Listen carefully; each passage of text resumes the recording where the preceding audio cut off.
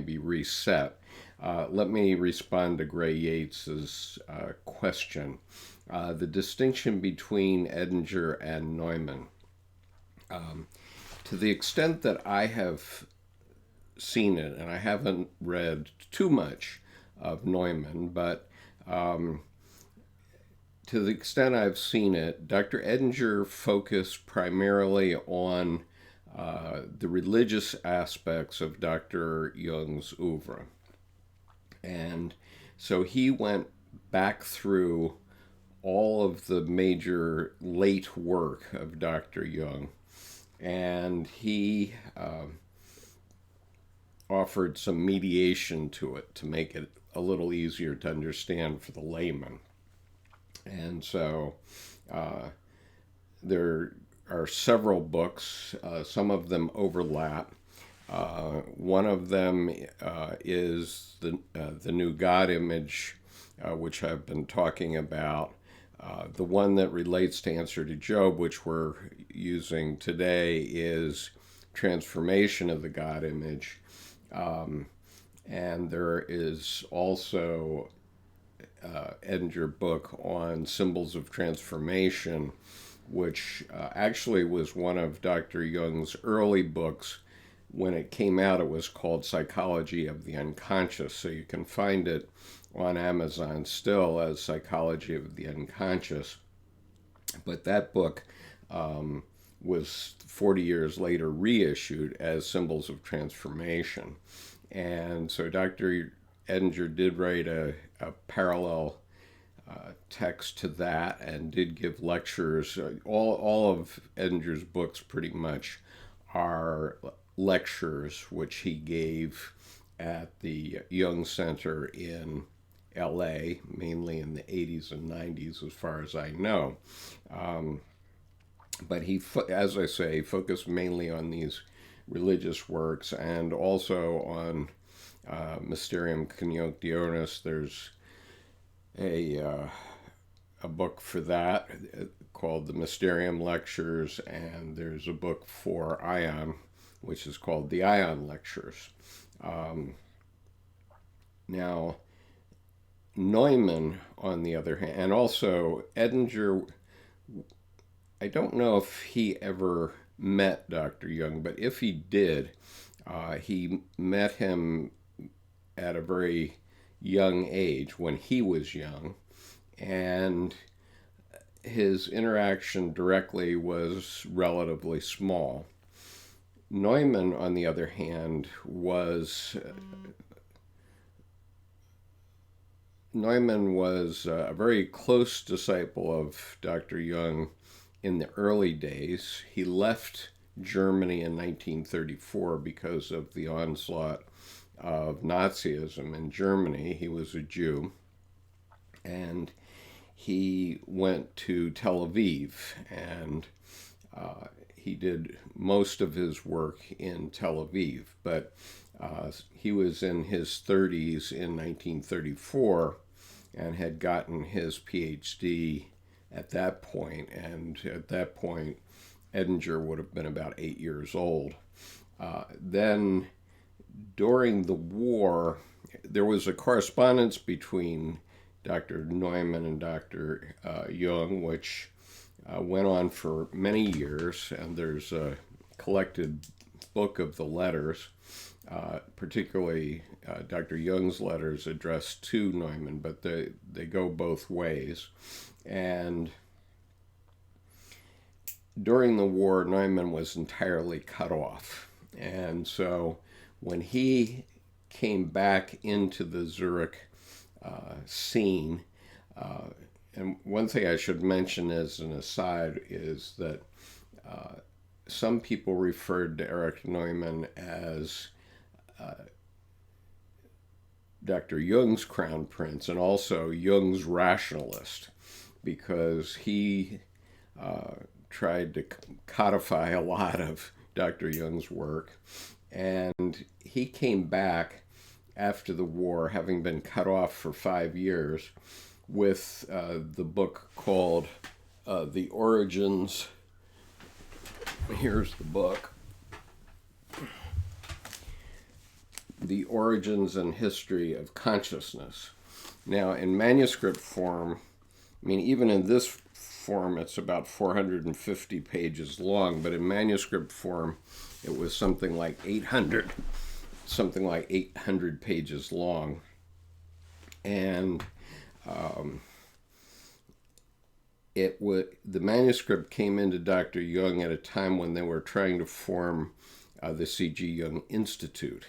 And he wanted it to be the first publication of the Institute, but the women around Dr. Jung who were trying to organize the Institute thought it would overwhelm their other work, and they wanted the Institute to just be publishing major articles.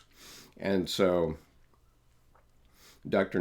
Neumann has talked about, in this book, Dr. Neumann has talked about the archetypal origins of consciousness itself. And of course, Dr. Edinger wrote a book called The Creation of Consciousness too, but Neumann's book is much more comprehensive than that.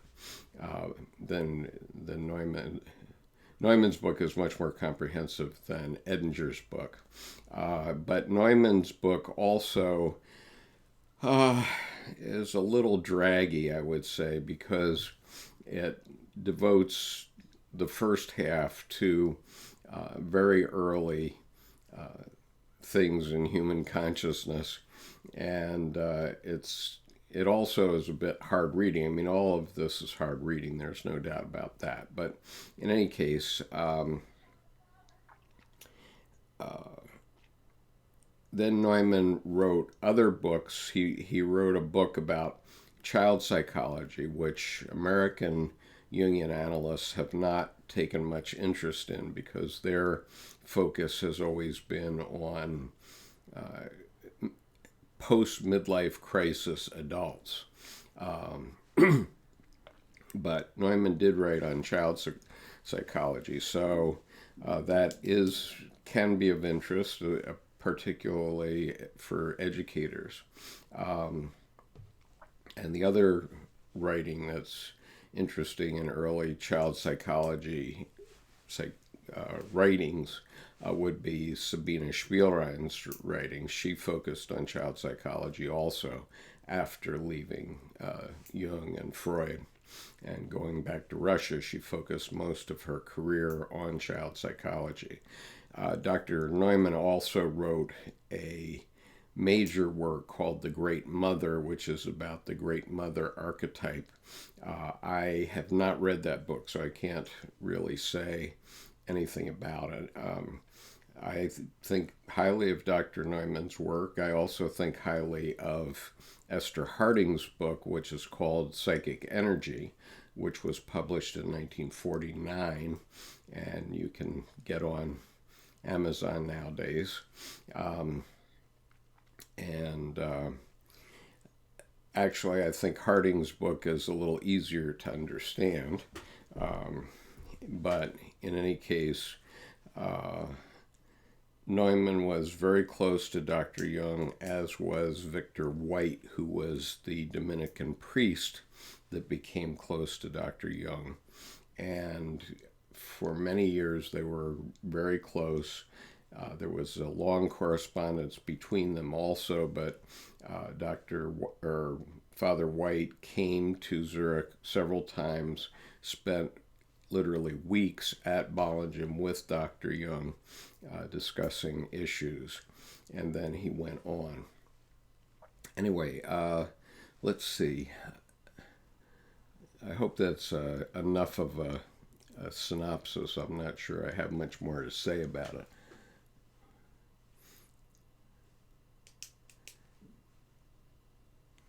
So in terms of which is better for the focus of your time, Gray, I can't really answer that for you, because as an educator, it may be useful to read Neumann's child psychology things, but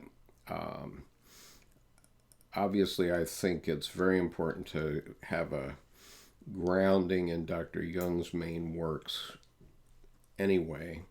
and and so if you want to focus on the religious aspects, which is my personal main interest, particularly as it applies to politics, then you would focus on Edinger. If you want to focus on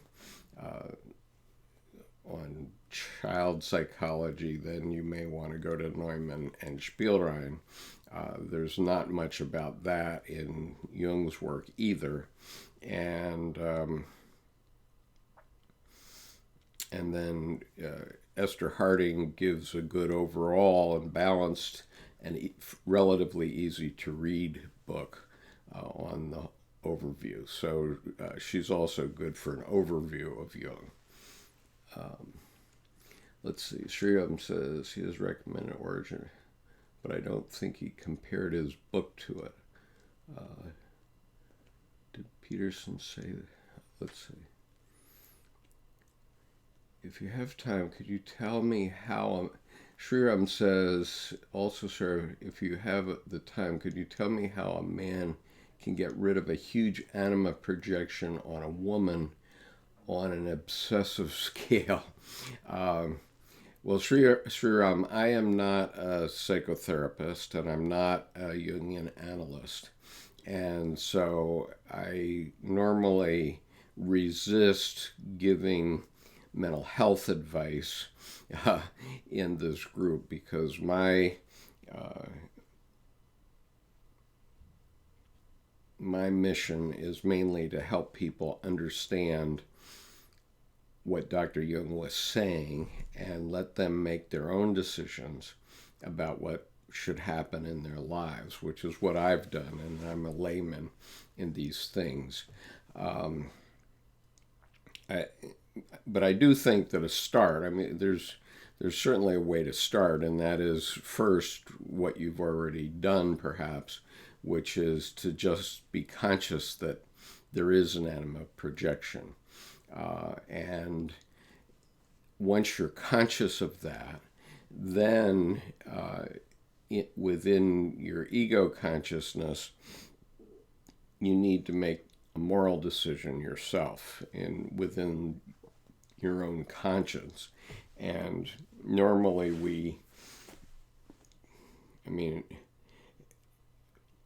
I can tell you that from my point of view, my anima is always picking a woman for me almost every day. I mean, if I interact with a woman, and especially if she's got brown hair, and especially if it's long brown hair, my anima says from the unconscious, that's the one for you.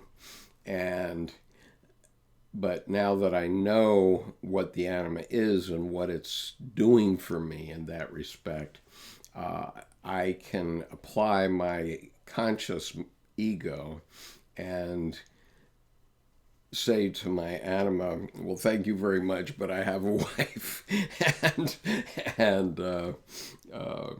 I'm not going to bring that into my conscious life. I may enjoy being with the woman that my anima identifies as a friend, but I've been around the track at my age. I've been around the track a couple of times, and Debbie is my second wife. Both my wives did have long brown hair, and as did my mother.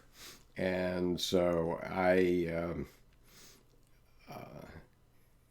know my anima's tricks, and I know my shadow, and therefore I don't necessarily think that I want to run out and buy a station wagon with a woman just because my anima said she was a good match for me.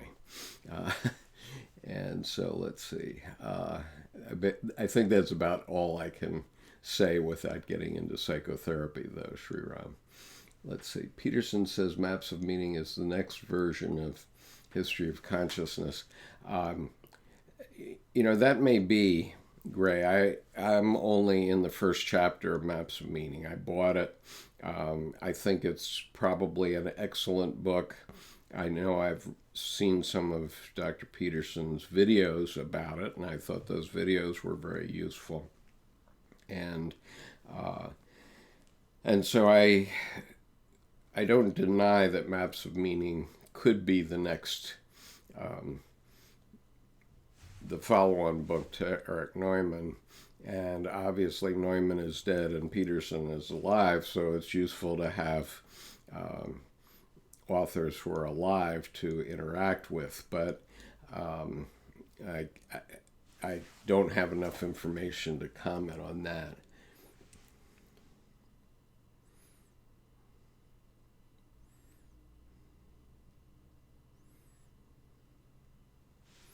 And yeah, so I don't remember hearing Dr. Peterson compare his book to Neumann's book also. But I'm not saying he hasn't done. He has a lot of videos out there, so I can't say yes or no on that. All right, I'm going to make one more attempt with this video that I'm trying to show you, and if it doesn't come up right away, I'll come right back to you. So. Are you saying autism? You're basically saying autism is the same as narcissism. Right. That's what he's saying. So, and you say it was And occupation with what? with the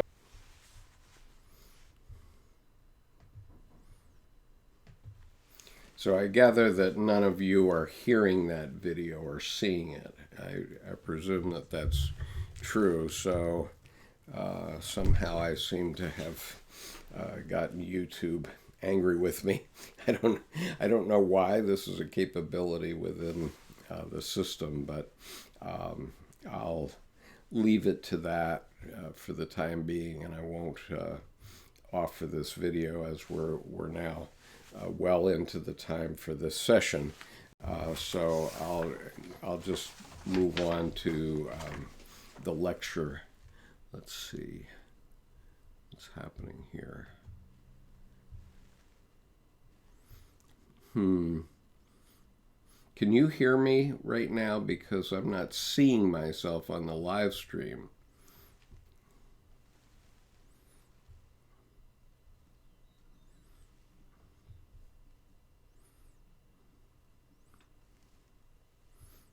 And can you see me? That's the question. Okay, so you can hear me but not see me. All right, let me. I'm going to stop streaming for a minute and try to restart the live stream. I apologize for this, but this is not good. And obviously, if we don't have the video, it's not going to be good.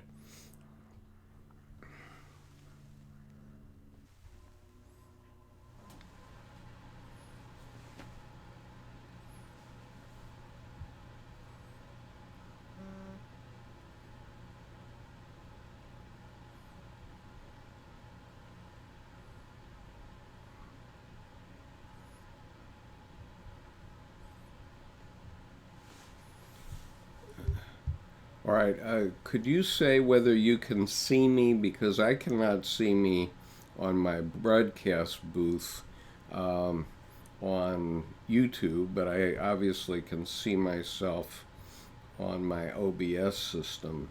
And so if you can see me all right, I will proceed. Let's see. Okay, so you are seeing my video. Okay. All right. Then please let me know if you lose video, and I'll get back to this. But for now, I'm going to proceed, even though I cannot see myself on the YouTube channel. Okay, so today I'm going to share with you my notes and discussion on these paragraphs of Answer to Job. And so what you are seeing here. I think I probably ought to make it a little bit bigger for you. Let's see if I can do that.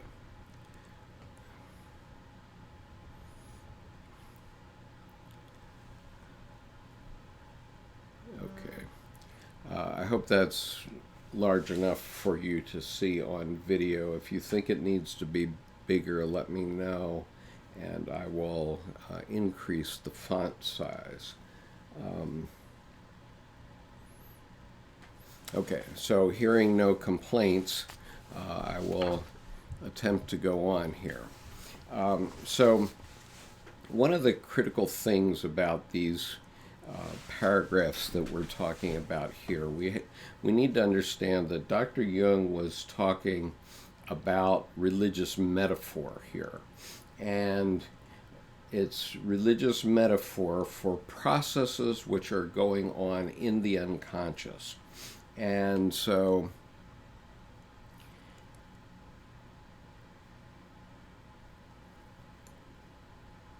when he's talking about things happening in heaven or in the pleroma or whatever, he's not talking about things that are up there, okay?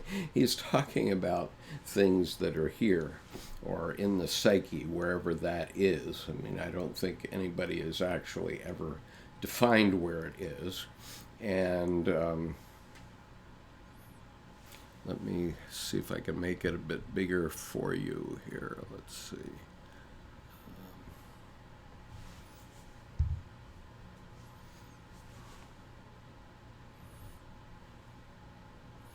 Okay, this may ruin my formatting, but it should be easier for you to read.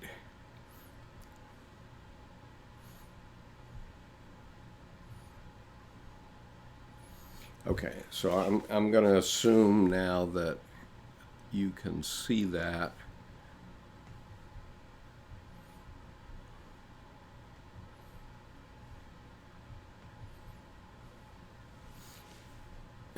And so anyway, one of the first things that comes up in paragraphs 625 to 648 is that there have to be prefigurations for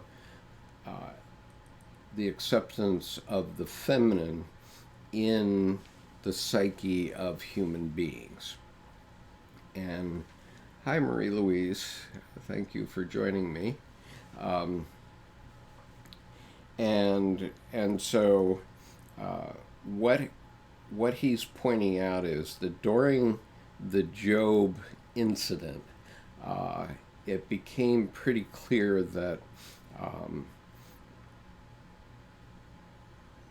that Job was very one-sided, let's say, or I'm sorry, that Yahweh was very one-sided, and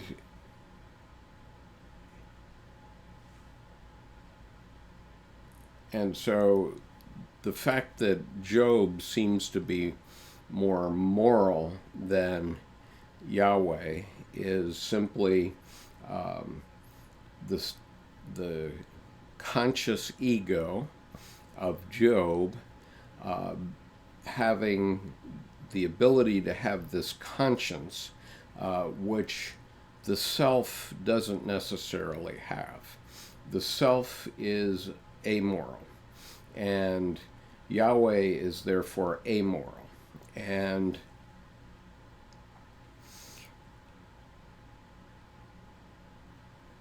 so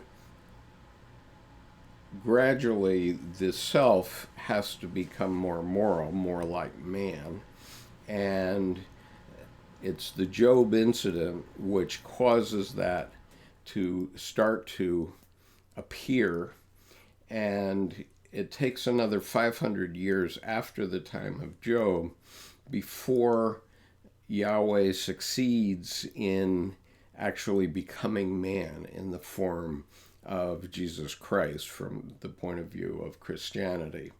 And so obviously in the psyches of the religious leaders of the day, this was a gradual process, and there were many prefigurations that took place in order for the Virgin Mary to be the perfection. And one of the things that they knew from the gambling with Satan at the time of Job, that had been sort of like a satanic prank on Job, was that Job had a lot of tricks up his sleeve. And in order to prevent Mary from facing this kind of trick, they wanted to keep her pure. Now, I'm not saying they wanted to consciously. I'm saying that this was happening probably unconsciously. But there were prefigurations. For example, in Egyptian mythology, there is a virgin mother. I think it might be Isis, but I'm not an expert on that particular area. That is a topic that's covered by Eric Neumann in his book, because he does cover the pre-Christian, pre-Judaism religions. But in any case, the idea was that Mary could not be tainted by original sin, and Mary was partially a God-woman because she was given the privilege of immaculate conception, and she was the mother of God, and then ultimately, 1950 years later, the Pope had acknowledged that Mary had gone into heaven along with the Trinity, and sitteth in the bridal chamber in heaven.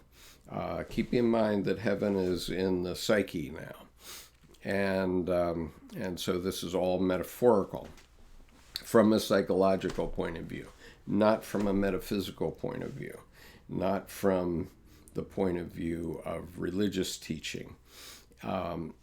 But in any case, when we get to paragraph 628, then, masculine perfection reaches a dead end. There's been an enantiodromia back toward completeness. Okay, so at the time of Job, perfection from Yahweh's perspective, from the self's perspective, had been perfected, but the problem was that there was no conscience. and Job had developed conscience. So we actually see this sort of coming back from the extremes everywhere in patriarchal society today. For example, a perfect white nation in the United States is incomplete because we leave too many people behind, and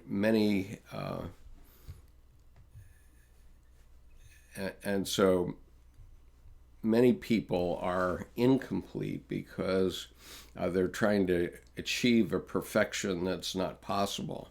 And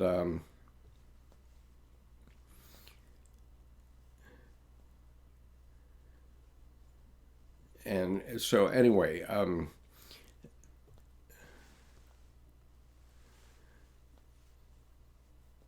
so therapists have to, when they're talking to people in therapy, they have to decide which way to lean to try to find balance, because sometimes there's an overemphasis in the psyche on perfection and sometimes on completeness. And so in the 20th century, we've seen the U.S. attempt toward completeness, but Nazi Germany was a attempt toward perfection, and communism was also an attempt toward completion, the opposite, but it also failed. Both extremes failed, as Jordan Peterson does point out in some of his videos. And so the Nazi approach toward perfection is a masculine thing, whereas the communist or socialist tendency toward completeness and equality of outcome is feminine. And Jordan Peterson's point is very well taken, that you can't live that way on either extreme. And that was proven by 175 million people killed in the 20th century. So we need to wake up. So in 629, paragraph 629, Edinger is saying that Jung is speaking from a level of consciousness of which most are unaware. And what he is saying is that the birth of Christ has always existed in eternity. Time is a relative concept. And he's talking about the simultaneous existence of all historical processes. And so all these things are there, but they don't come forward until they're called upon. And so one of the fundamental ideas of Jungian psychology is that you don't come up with your own ideas. You are driven by something that you don't understand. And this is the self, the God image, the deepest archetype in the unconscious. And what Edinger's point is, from a psychoanalytic point of view, is that the analyst is trying to develop good communication between the self on one side and the ego on the other side, but keeping in mind that at the self level there are dual streams of ideas coming out. And it's up to the ego, which has to live in the 21st century. The self doesn't necessarily live in the 21st century. The self is merely an evolution of us as animals with lots of opposites within us. And so it is the ego that has to make conscientious decisions. And so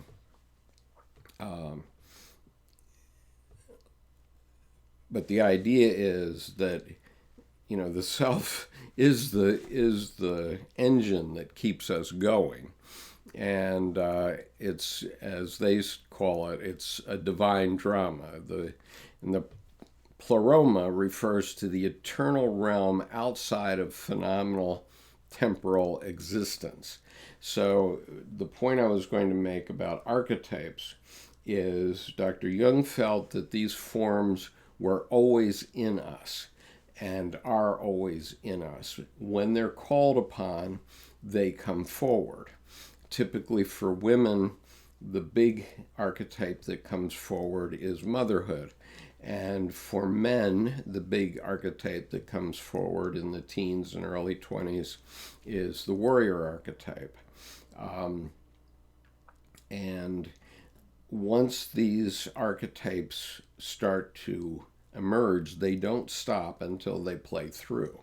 And so for women, once they become mothers, are mothers all their lives. I mean, they may be dealing with their children on a different basis depending on the age of their children, but they will be mothers all their lives. For warriors, for the warrior archetype, I think that once you've had a snootful as a warrior, then you start to gain a little wisdom.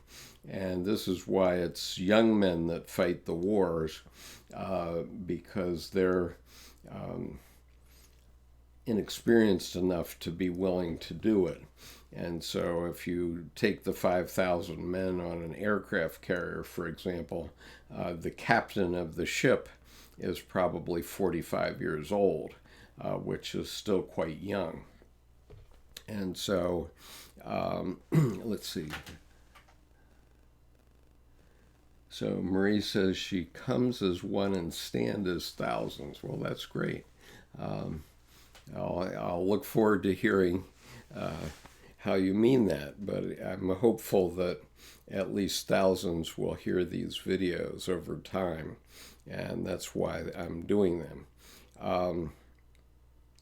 But in any case, these archetypal processes, once they start, they do not stop.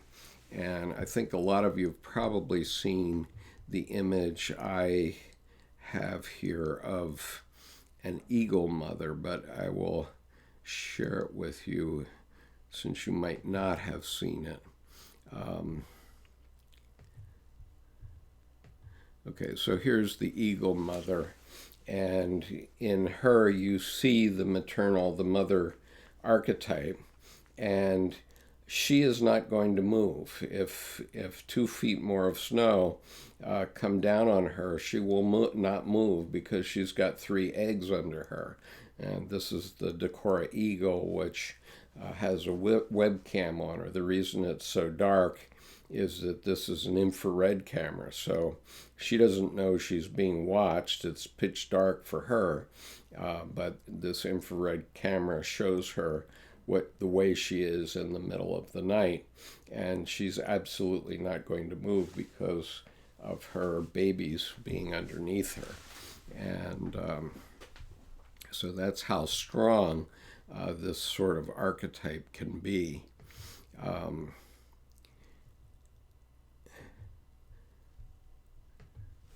Okay, so carrying on then. So this push comes through us, and it's coming through us throughout our lives. And,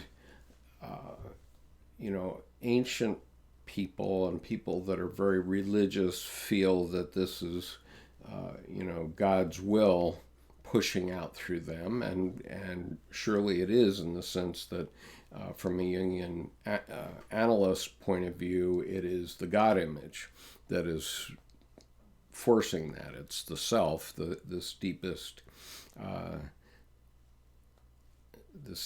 archetype in the unconscious. And so let's see. Going on.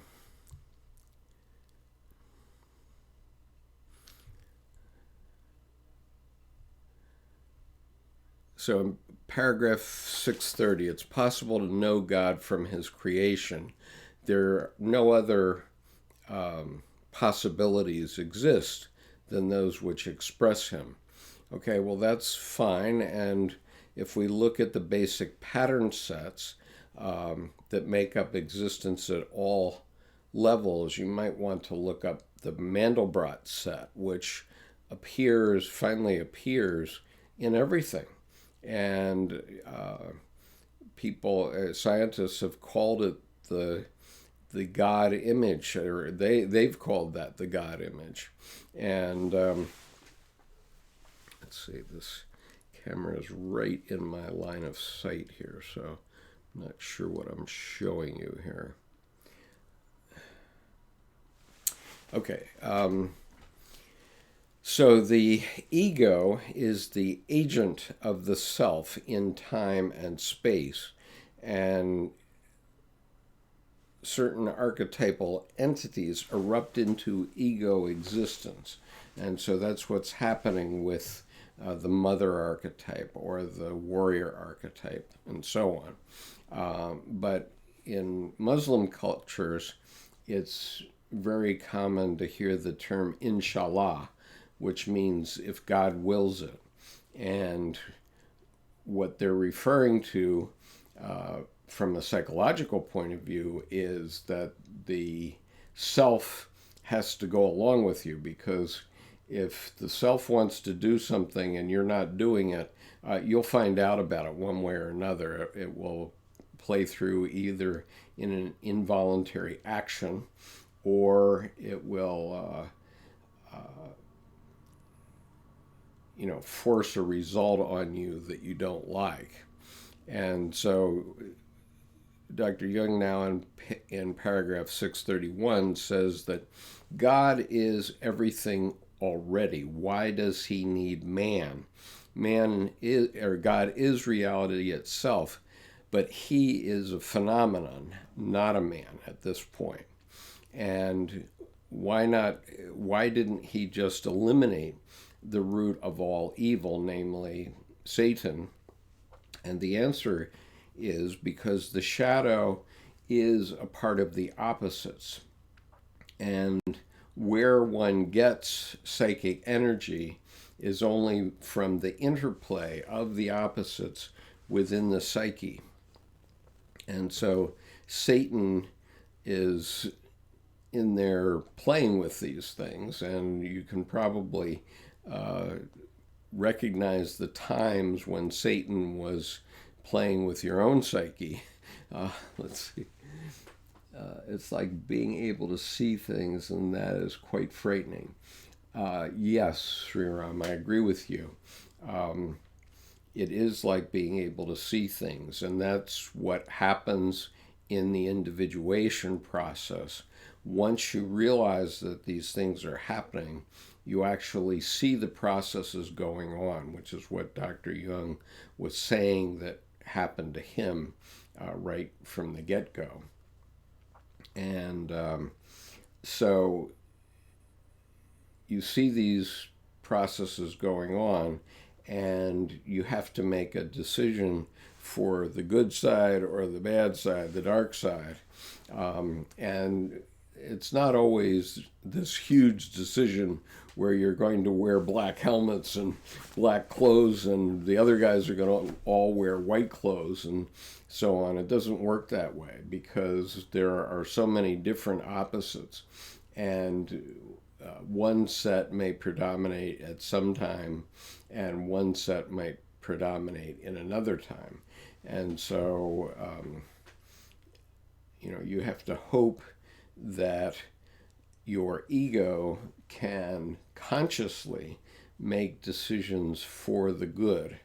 And Dr. Jung's point is that if we hadn't done that from the beginning, there wouldn't be human beings here anyway.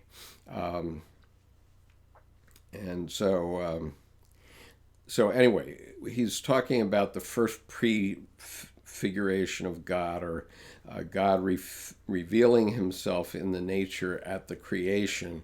And now he wants to become more specific and reveal himself in man.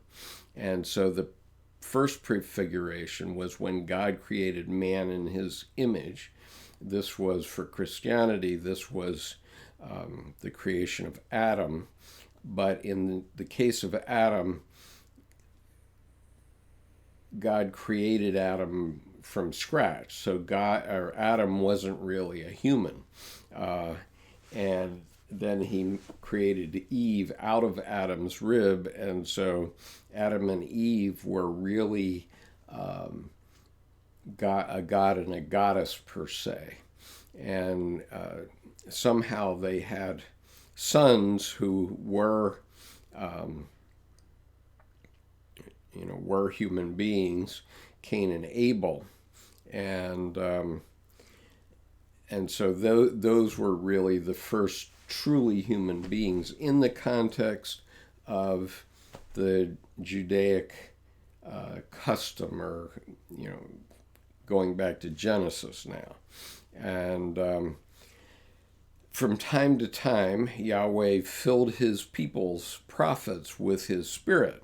The result is that man is God become concrete, which is what Adam was. And it's the humanization of the unconscious at all levels. Now, TGI refers to transformation of the God image.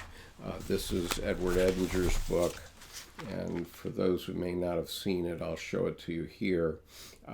Transformation of the God image contains 10 lectures by Dr. Edward Edinger. Both he and Dr. Jung were psychiatrists, so they were seeing these things in their consulting room as medical doctors. And so what they say is happening is this is the humanization of the unconscious, and the unconscious is not human. The personal unconscious is infantile, and the collective unconscious is animal or inorganic or divine. And so it's only in the ego, in consciousness, where we can make decisions for good or evil and from our conscience. And this is similar to what the alchemists meant by the homunculus, the little man in their retort. This is what the image on Jung's stone means. Jung's stone, I'm referring to the stone which Dr. Jung himself carved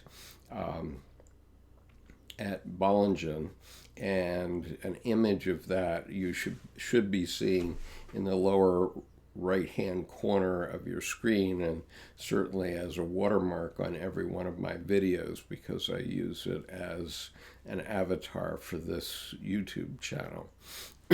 And so one of the symbols for this stone, or for this man, this little man, is the philosopher's stone, but it's the humanization of the universe, of reality. And there are several stages in the process of coming to consciousness. And so we get to paragraph 632. Let's move this up. 632, 633. What's the real reason for the incarnation as a historical event? And in 634, Jung comments, Yahweh never consults his omniscience. He never knows what Satan will do. Creation caused Yahweh to be, I say flashbang, but just he was so amazed by his own brilliance, and so he had infinite delight in that. And in the Bible, in the book of Job, there are 71 verses where where Yahweh is saying all the brilliant things that he did as he developed the universe and earth and men. And so it's only later that he starts to understand that morality is something. And so there was just a proud joy of creating. God is intoxicated with himself. In 636, Yahweh has forgotten that he created man differently from behemoth. And so, quoting Jung from the Zarathustra lectures, let's bring this up. The creative forces have you on a string, and you dance to their whistling, to their melody. But inasmuch as you say these creative forces are in Nietzsche or in me or anywhere else, you cause an inflation, because man does not possess creative powers. He is possessed by them. And so we see lots of examples of artists who can't control their creative powers, and they may have an experience of a creative period, and then they lose that connection, and then they have what's called writer's block, or a painter might have no inspiration. And and they can't get back to that. And what happens is that many of them have had sad stories because of alcohol or drugs or something like that, because they couldn't get back to this creativity which was within them. Let's see.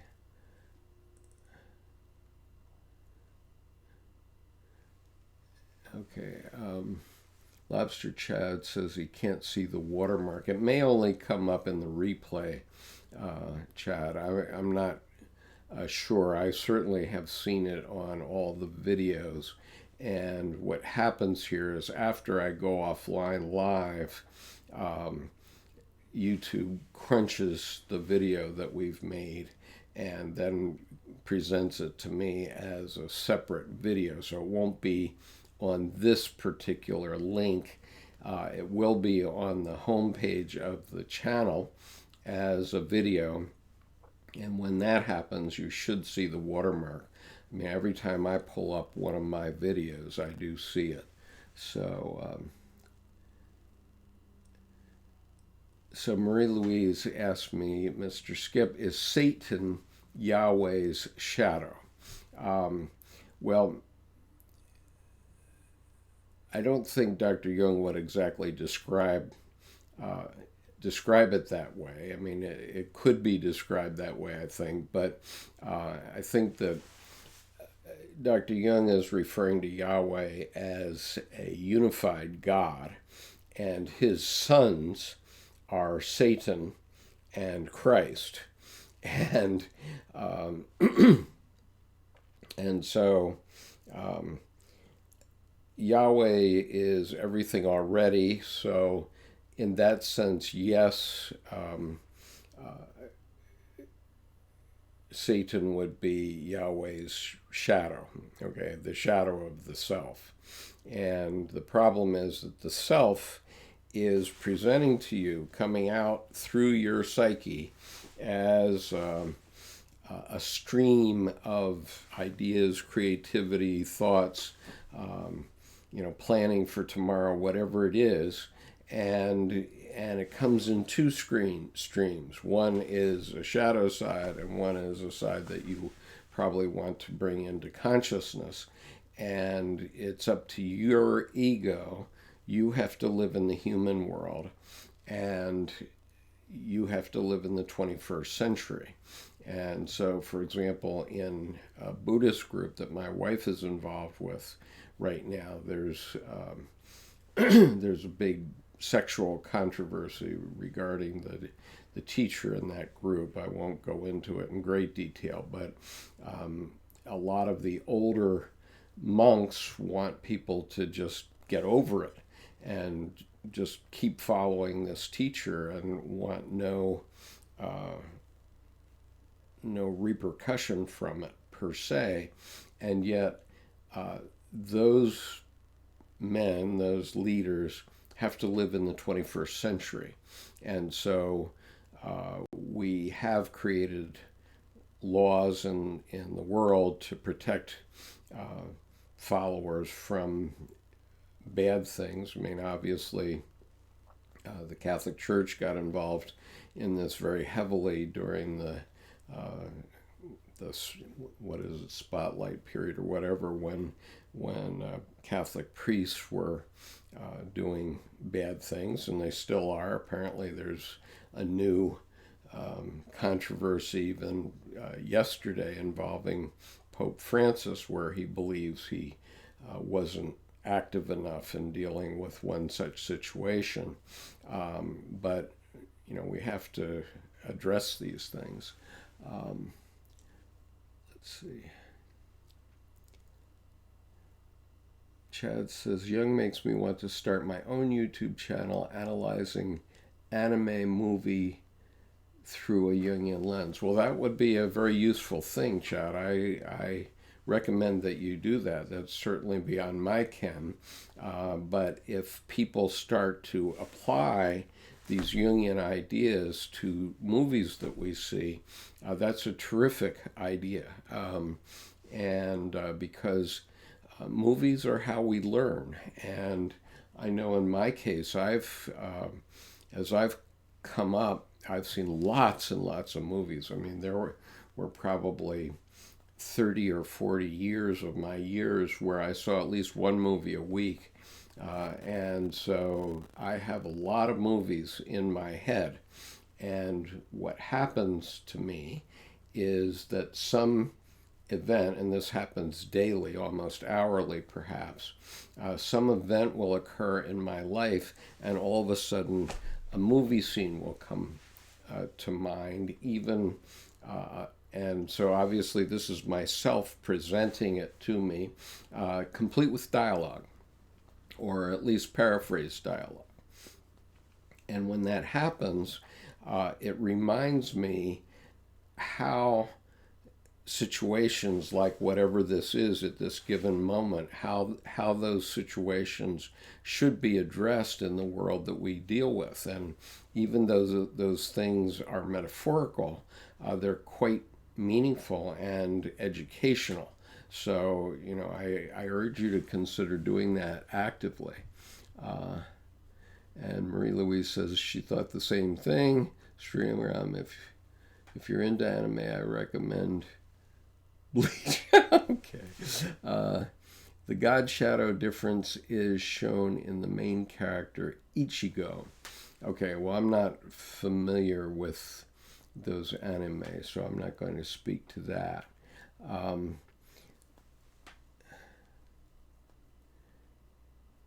Okay, I'm going to leave the anime discussion for you folks to handle on the chat. I'm not going to address those issues because I'm not familiar enough with these characters that you're referring to.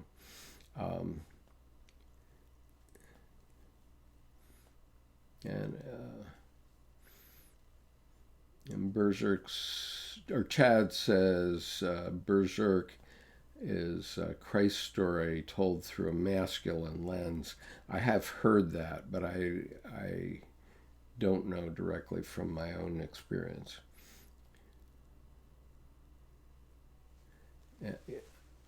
Anyway, I think that it's very valuable to see archetypes in movies or archetypes in movies and in works of art, whether they be paintings or writings or whatever, because if you do, then you're being conscious of what's going on in your own self, and that helps consciousness in the world.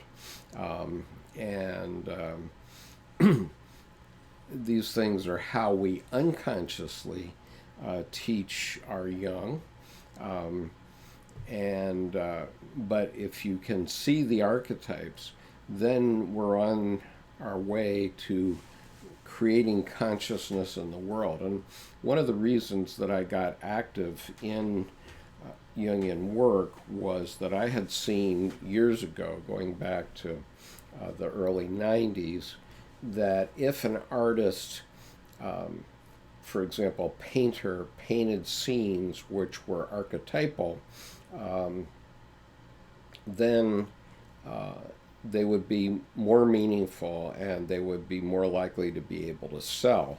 So when I started the Archetype in Action website, I was originally just trying to help artists see how they could make work that was more compelling to people. I'll just, for those who are new to my work, I'll give you the link to that. I've been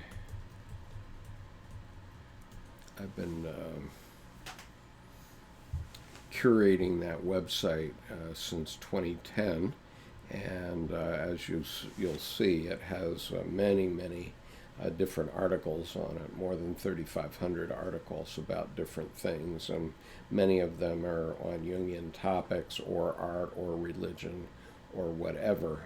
But in any case, that website will give you a sense of it. And if you don't do that, then you're not going to sell, chances are. It so happened that I do have on here, I think, I think I left a painting that I did. You know, I used to go to a local. Let's see if I can see this. Okay.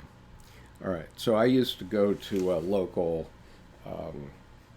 adult education thing for painting, and there'd be a lot of people that were at that event that were trying to be cameras, and they were trying to paint things just perfectly. And the problem is that if you perfectly replicate an image, it's not going to make much difference. It's not as powerful. I mean, looking at a photograph of something is normally not as powerful as looking at an image. And so I'm going to show you a painting that I did about 17 years ago. It's a self-portrait. I did it from a photograph of me taken in Vietnam. And I actually had two photographs, one of me before this operation and one of me 3 days later. And I was going to paint both of them to hang the paintings side by side. But when I did that, I first painted the after picture. And when I did that, I couldn't go back. I did this painting, and it was so powerful to me that I have nothing more to say. I can't say anything more about the Vietnam War than this image. And I can't go back and do the before picture. So I'll just share it with you here. This is the painting. Let me see if I can bring it out a little bit better. Okay, so this is the painting I did, and I did it from a picture. And I think that it says quite a lot without saying anything. And in fact, I think that most of the message is carried in the white of my left eye in this portrait. And so that is a highly archetypal image.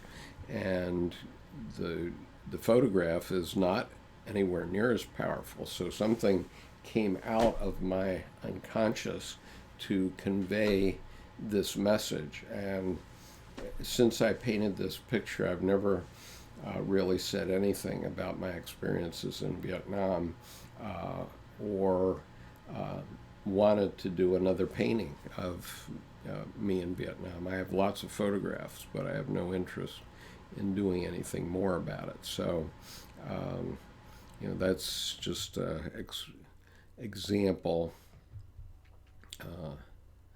Let's bring this back. Okay. So let's see.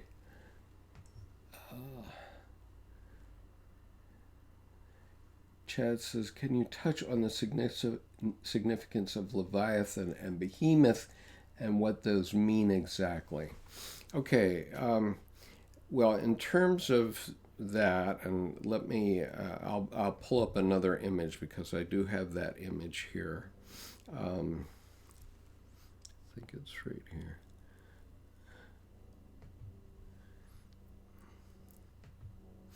Okay, so this is William Blake's version of Leviathan and Behemoth. And the way Dr. Edinger interprets this is the backside of God. And Dr. Jung's point, which he says explicitly somewhere here in answer to Job, but I don't have it right at my fingertips at the moment. He says, it wasn't a profound consciousness that created human beings after hundreds of millions of years of devouring and begetting. And so all of us are descended from single cell organisms, actually. And so, okay, we can go back to Grandpa and Grandma. Let me pull this aside here.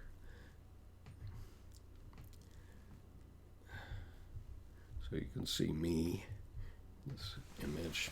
Okay, so we can go back to Grandpa and Grandma, and they look just like us. And if we went back probably 1,000 generations, there wouldn't be a lot of difference.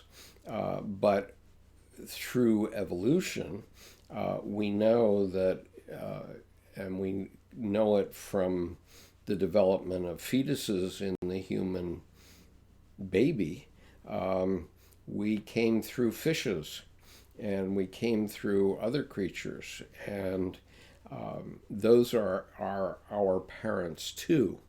And so in this image, what Yahweh is doing, you see Yahweh at the top of this image, and he is showing Job his backside. That is, that he isn't some magic creature that just created Adam from nothing, that it took millions of years, and he had many mistakes and many different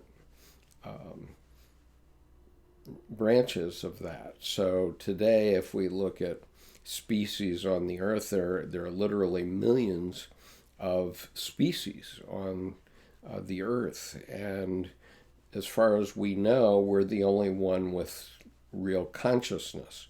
And so, and as far as we know in the universe, as we peer out into the vast unknown of the universe, we're the only consciousness in the universe that we've so far found. And so that is a profound thing, because it was a rather dim consciousness, as Dr. Jung said, that created us after hundreds of millions of years of devouring and begetting. And but now, the main purpose of existence, as he says, is to kindle a light in the darkness of mere being. So for all those hundreds of millions of years before humans evolved, there was mere being. And it's only with the consciousness of human beings that God can experience the grandeur of his creation, if you will. And so let's see. And so anyway, this is what Dr. Edinger and Dr. Jung called the terrible world of shards, which is, all the corpses that have gone before to create us, I guess.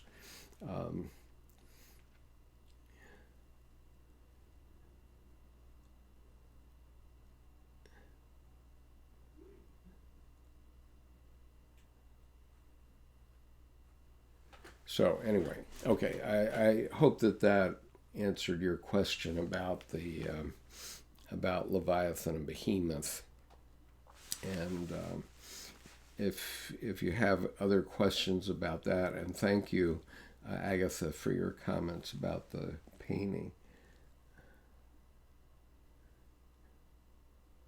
I think, let's see, Marie Louise, yes, I think there are definitely living descendants of the pharaohs. And my father at one time said that everybody in the Western world is descended from Alexander the Great. Well, that may be true. In fact, I mean, somewhere on the line, somewhere those genes got mixed in there. And there's one scene where Yahweh says to Job that his descendants will be as many as the stars in the heavens. I think that's Job. It might have been one of the other biblical figures. Or no, I guess maybe it was Abraham. I'm not remembering this well right now, my biblical history. But in any case, God says to one of the Jewish leaders that your descendants will be as many as the stars in the heavens. And if we look at only our ancestry, I mean, I often point back to my first known ancestor in North America, who was born in Holland in 1588, and who, together with his wife and 3 children, were 5 of the first 150 European settlers of Manhattan. But it's very prideful to point back to him, because for me, he's 13 generations back. And so he represents only 1 over 8120 of my lineage. So if you go back to my grandparents, 4, great-grandparents, 8, great-great-grandparents, 16, and you multiply back in that way, you reach you reach this fraction, 1 over 8120.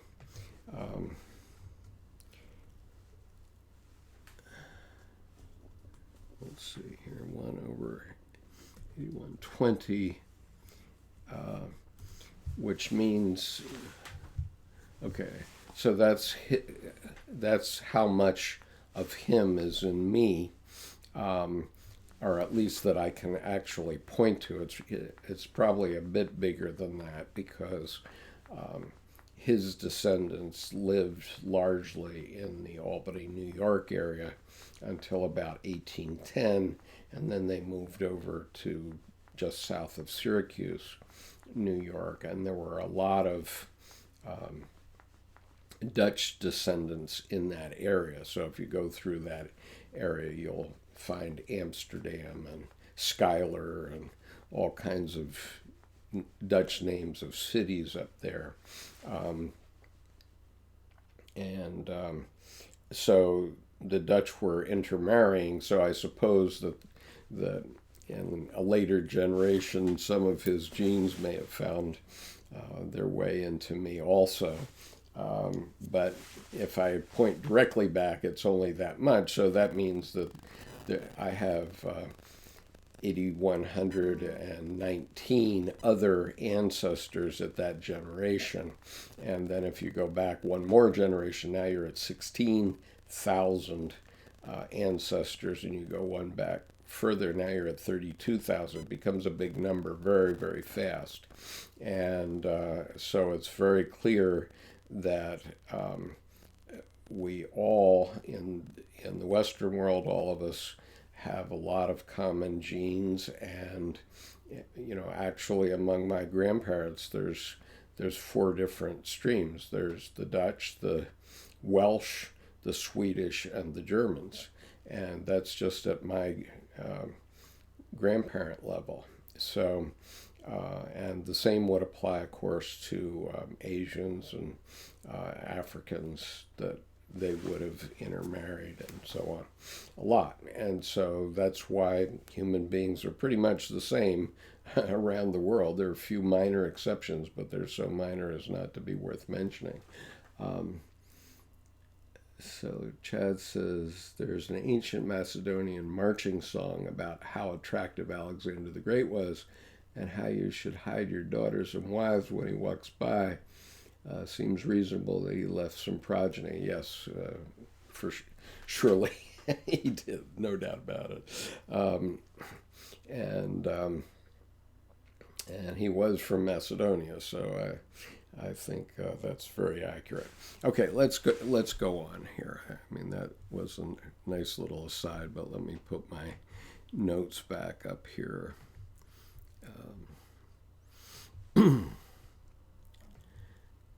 Okay, so anyway, by paragraph 635, Yahweh is intoxicated with having created the world, and he's forgotten that he created men differently. And so we get to this Zarathustra quote. This is from Dr. Jung's Zarathustra lectures. And just to give you an order of magnitude, in the period from 1934 to 1939, Dr. Jung gave 89 lectures on Nietzsche's Thus Spake Zarathustra. Now, the original book, Nietzsche's original book, is only about 200 pages long, but Dr. Jung's lectures, which is in 2 volumes, is 1,600 pages. And if you're not a member of our Dropbox, you might want to join, because there are many readings available in our Dropbox. And if you haven't done it, you can send me an email at skip.conover@gmail.com, and I will add you to our Dropbox. I need a regular email address to add you. That's Dropbox's rules, not mine. Okay, so creative forces have you by the string. Okay, so we're possessed by our creative forces, and the problem is that if you identify with those creative forces, which is the self, then you have an inflation, and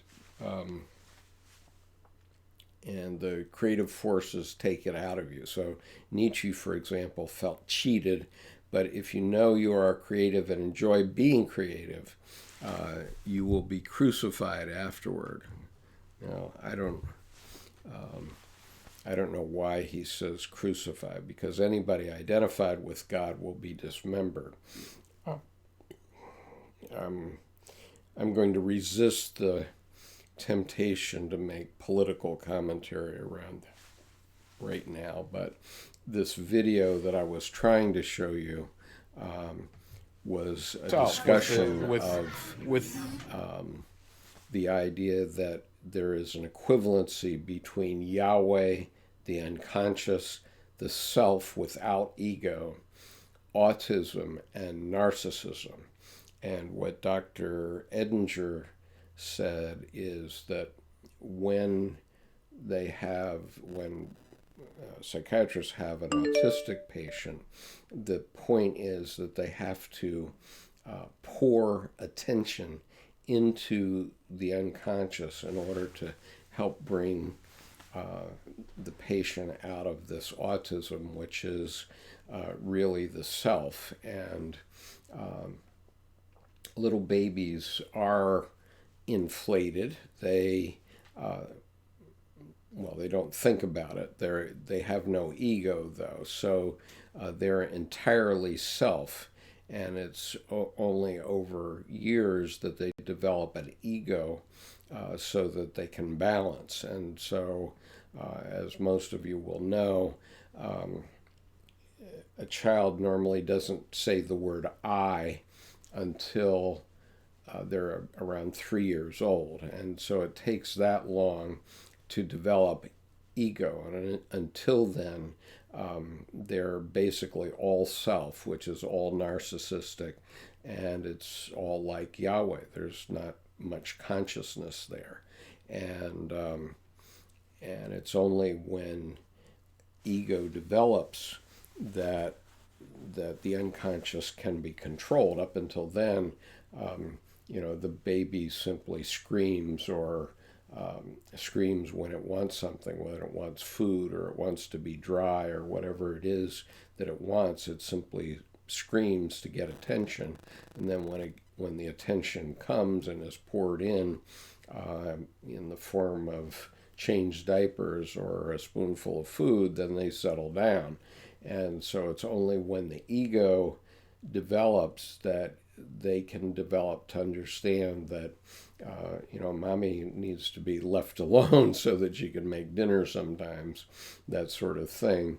And so the process of ego development is obviously a very important one within the context of Jungian psychology.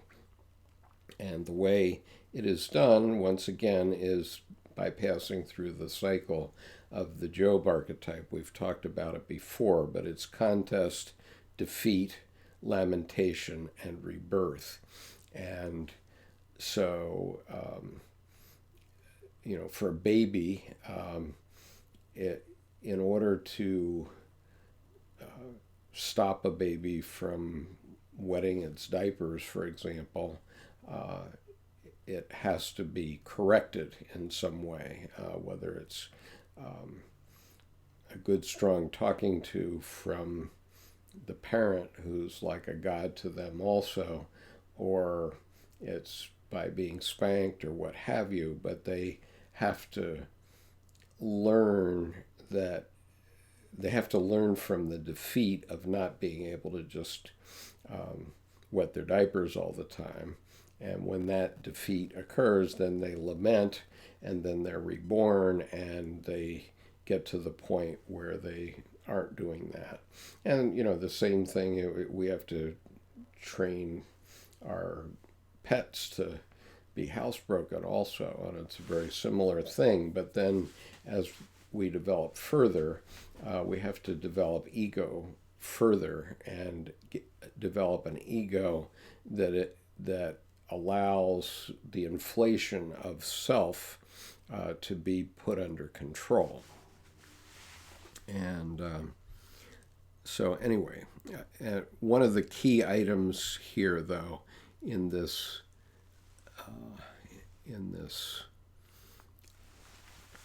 section of Answer to Job is that there are existent forms in the pleroma before time and space, and Yahweh is one of those forms.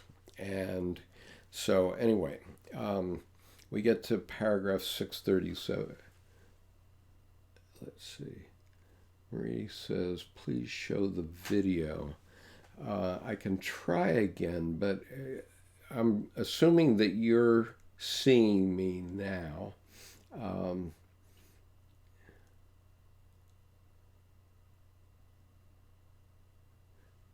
So she says, what software am I using? I'm using OBS for this, and I've never had a problem before with it. Let me try to show the video again.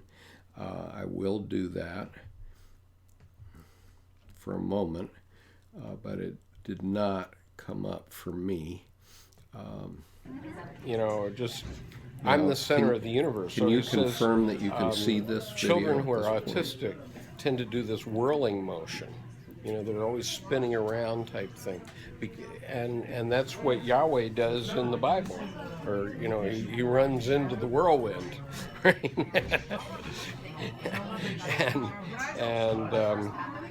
So, it's... All right. So, a child... All right. Since you can see the video, I'm going to back it up a little bit and go ahead and show it to you, because it does contain some important concepts, and I'm sorry that it got truncated before, but then I'll come back to you. And if you're not seeing it or not hearing it, please let me know on chat. 3 of the books. Okay, so we're talking about mainly Answer to Job by C.G. Jung, but we're also talking about Edward Edinger's cheat sheet to Answer to Job, and we're talking about Edward Edinger's explanation of the 21 plates by William Blake about the Job story. Okay, and only by reading all 3 of these did I get this equivalency.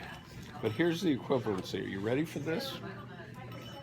Yahweh equals unconscious, the unconscious. Yahweh equals the unconscious, equals the self, but the self without ego, okay, equals autism. This is the big red one. Equals autism equals narcissism. Okay. And so what Edinger was saying was the basic feature of the unconscious is that it needs to be seen. Okay. And so where do we have a narcissist right now who needs to be seen? You know,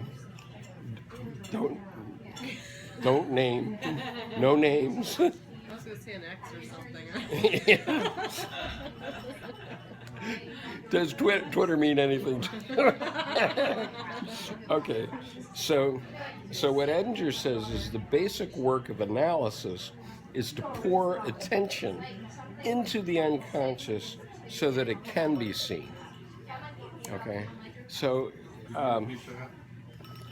the basic work of analysis is to pour attention, P-O-U-R, pour attention, into the unconscious so that it can be seen, so that it knows it's being seen. The unconscious wants to be seen. Okay. But, and so for example, as it is seen, it is appeased. So, for example, a brand new born baby, all babies are basically autistic to begin with, okay, because they have no ego yet. And so they're little dictators, they're little kings and queens, they think they're in charge, right? And so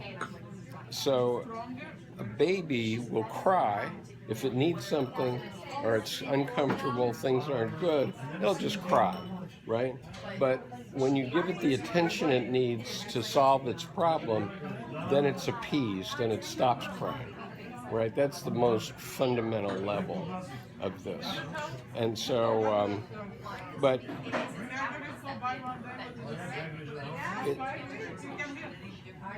the unconscious comes through in outbursts of blind, destructive rage, which are assuaged when they're seen. It's very similar to narcissism.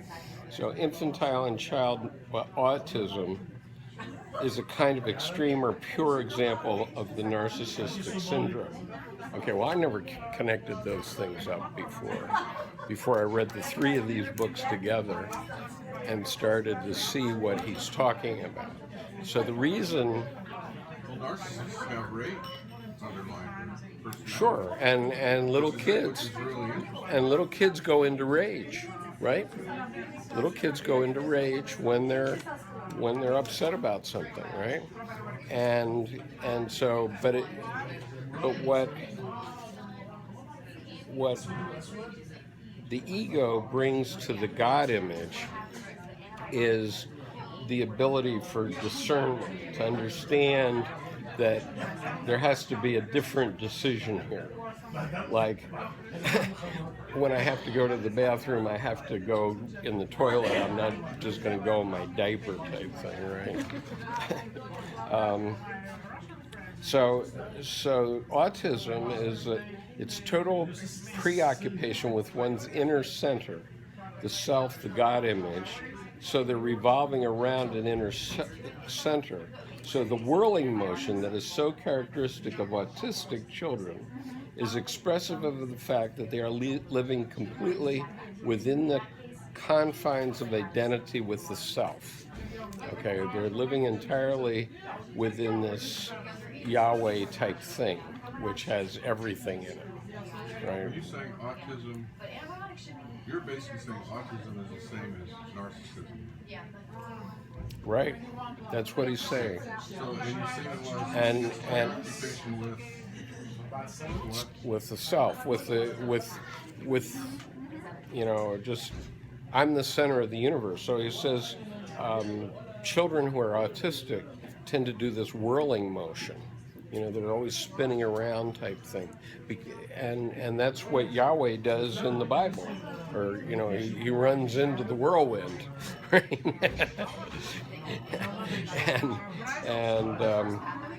So, you know,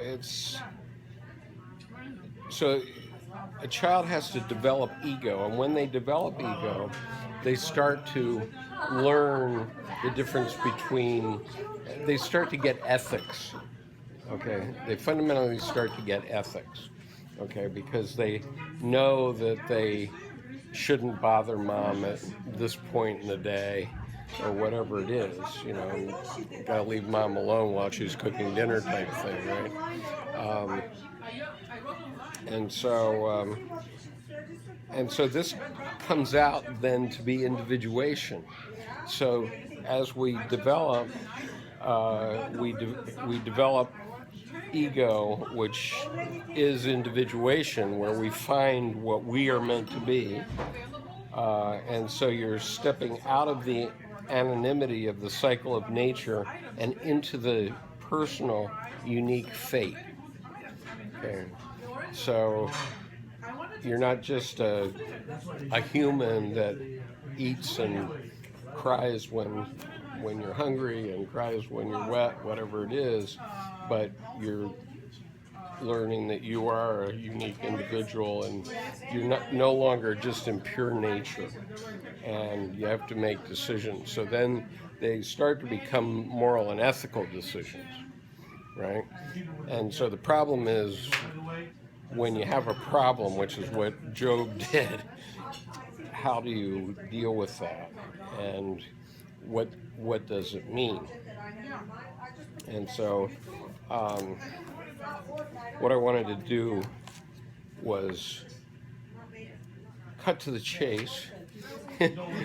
This takes some thinking about, I know. I do want to read this one summation again. Okay, so this is the summation in Encounters with the Self, okay, which is about answer to Job. So it's in a letter that Jung wrote, and he says, the lesson of the Job story for modern man is described by Jung in his letter of June 30, 1956, to Alan Kochnick, who had asked for an answer to the problem of an unconscious, ignorant creator God, which is what Yahweh is and what Job is facing. But it's also what we're facing when we have a child who hasn't, you know, a brand new child is, in effect, a creator God, and we have to teach it something, okay? So we become participants in the divine life, and we have to assume a new responsibility vis-a-vis the continuation of the divine realization, which expresses itself in the task of our individuation. Individuation does not only mean that man has become truly human, as distinct from animal, but that he has become partially divine as well. This means practically that he becomes adult, responsible for his existence, knowing that he does not only depend on God, but that God also depends on man. Man's relation to God probably has to undergo a certain important change. Instead of the propitiating praise to an unpredictable king or the child's prayer to a loving father, the responsible living and fulfilling of the divine will in us will be our form of worship of and commerce with God. His goodness means grace and light, and his dark side the terrible temptation of power. Although the divine incarnation is a cosmic and absolute event, it only manifests empirically in those relatively few individuals capable of enough consciousness to make ethical decisions, i.e., to decide for the good. Therefore, God can be called good only inasmuch as he is able to manifest his goodness in individuals. His moral quality depends upon individuals. This is why he incarnates. Individuation and individual existence are indispensable for the transformation of God the Creator. You know, wow, I mean, that's putting a responsibility on us. It's saying, you know, we are manifesting what God intends. And if we do that badly, then there's a bad God. I'm really curious to see if this is partly coming out of the Red Book, because this is a very highly developed idea. Well, it started with the Red Book, there's no doubt, but this was written, but Answer to Job was written 40 years later. But it had been in his mind, hadn't it? You said for He had been working on it for 40 years. just had And completed, or was he like picking at it, writing it in bits, or just afraid to no, release it? when he was 76 years old, it popped out. It just emerged. Okay. So it's just Okay. been something that had been working. I mean, in fact, he was a little sick, and it was like this. It was like this creative flow, like Nietzsche had. Are you gonna post that? Really I'm going to post it. wonderful, wonderful. Because I think that's great. I love that. I mean, it's really incredible. Well, that brings the whole Job thing together, the whole book together.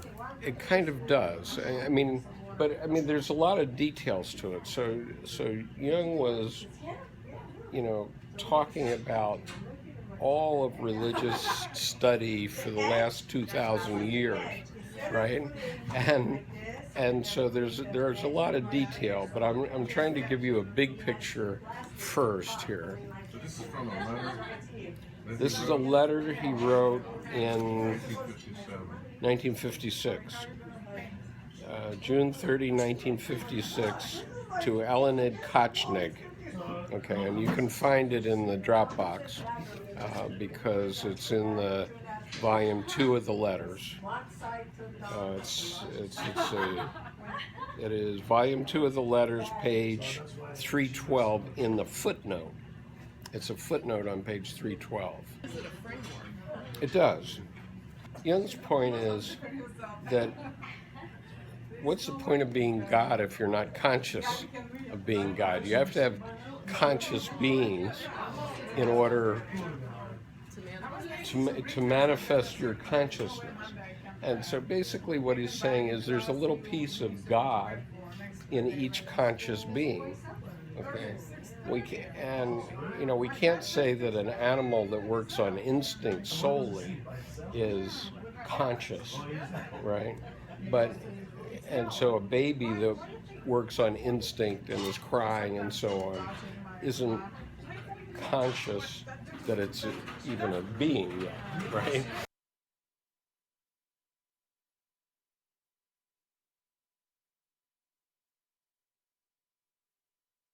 The tendency to be more influenced by environmental influences or more influenced by the subjective factor. That's all. Yeah. And you see, there are people who are very well balanced and are just as much influenced from within as they are from without, or just as little. And so with all the finer classifications, they are only